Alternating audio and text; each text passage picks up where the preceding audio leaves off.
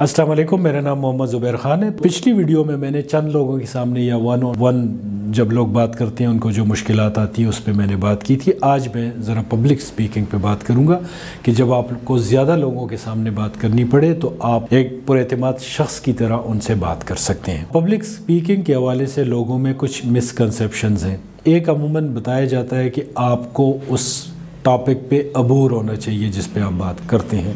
दूसरा ये कहा जाता है कि आपको इतना ज़्यादा उसके मुतल्लिक इल्म होना चाहिए कि अगर आप 10 मिनट की बात करनी है तो आपको उस टॉपिक पे 100 मिनट का इल्म होना चाहिए। तीसरी वो ये बात करते हैं कि आपको उस बात पे 100% यकीन होना चाहिए। बुनियादी तौर पर पब्लिक स्पीकिंग जो है ये एक आर्ट है, एक हुनर है जिसे आपको सीखना है, और ये आप सीखने के लिए आहिस्ता आहिस्ता इसकी तरफ बढ़ते हैं।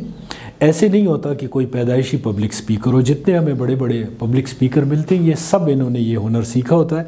उन्हें फिर ये परवाह नहीं होती कि वो जिस टॉपिक पे बात कर रहे हैं वो टॉपिक वाकई उनका उस पर बिलीफ है, उनकी नॉलेज है कि नहीं है उस टॉपिक पे, मगर उन्होंने सीखा होता है कि कैसे उन्होंने बात शुरू करनी होती है।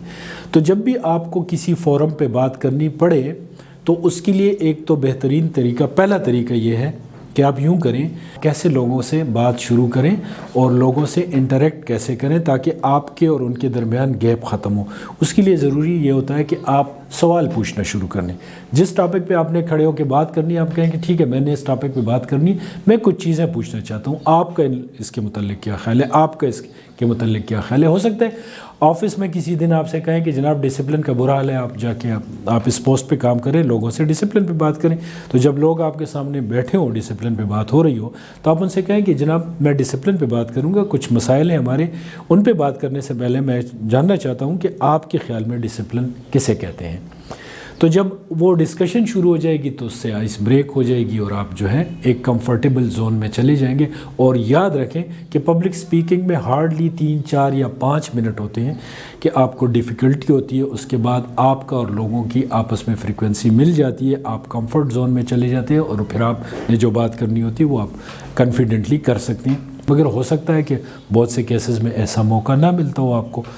वहाँ पे जब आपने बात करनी है तो आपने किसी टॉपिक पे प्रेजेंटेशन करनी है, हो सकता है आपको प्रोजेक्टर के ज़रिए जो आपकी प्रेजेंटेशन होती है वो देनी हो, तो प्रोजेक्टर के ज़रिए भी अगर आपको प्रेजेंटेशन देनी होती है तो उसका भी तरीका ये है कि आप पास दे के आहिस्ता आहिस्ता बात करें।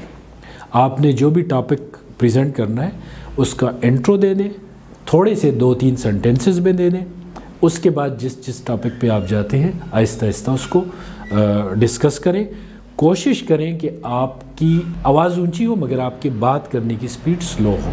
जब आप बात करने की स्पीड आपकी स्लो होगी तो आपको मौका मिलेगा सोचने का होगा। जब आप बात करेंगे उससे लोगों को लगेगा कि आपका अपने सब्जेक्ट पे कॉन्फिडेंट है, आपको तो उस पर तैयारी है और आप उस पर बात कर सकते हैं एतमाद के साथ। और तीसरा तरीका ये होता है कि जब भी आप लोगों से बात करें, किसी टॉपिक पे आपको प्रेजेंटेशन देनी पड़े तो जगह पे खड़े ना हो, आगे पीछे फिरते रहें। और अगर लोग बैठे हैं हॉल में और आप फिर सकते हैं हॉल में तो वो ज़्यादा बेहतर रहता है। उससे आप जब घूमते फिरते हैं लोगों में तो आपको एक तरह से फीडबैक मिलती है कि आप उस पूरे हजूम का हिस्सा हैं, अलग से आप नहीं खड़े, उनको ख़िताब नहीं कर रहे। जहाँ पे आपको मौका मिले लोगों में घूमने फिरने का बात करते हुए तो उस मौके को ज़ाया ना करें और बजाय इसके कि डाइस पे खड़े होकर बात करें, आप घूमें फिरें वहाँ पे, तो इससे भी आप ज़्यादा बेहतर तरीके से और पुरएतमाद तरीके से बात कर सकेंगे। चौथा तरीका जो है वो बहुत इम्पोर्टेंट है, वो ये है कि आप मौके की मुनासबत से अगर कोई कहानी याद हो वो सुना दें और अगर कोई लतीफ़ा याद हो वो सुना दें।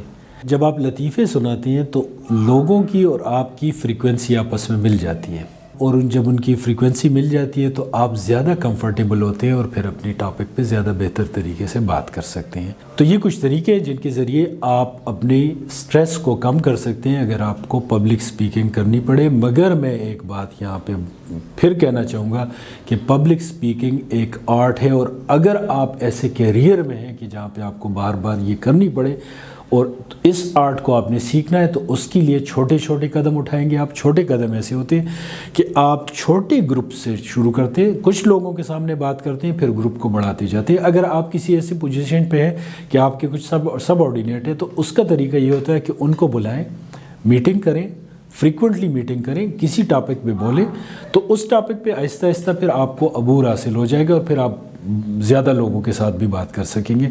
ये बेहतरीन तरीका होता है प्रैक्टिस करने का कि छोटे ग्रुप से शुरू करके बड़े ग्रुप की तरफ जाएं। और अगर इस प्रेजेंटेशन को कोई टीचर सुन रहे हैं तो उनको मैं सजेस्ट करूंगा कि आपके क्लास में अगर ऐसे बच्चे हैं कि जो बहुत शाय हैं, लोगों के साथ बात नहीं कर सकते, क्लास के सामने बात नहीं कर सकते, तो उनको भी ये प्रैक्टिस शुरू करवाइए।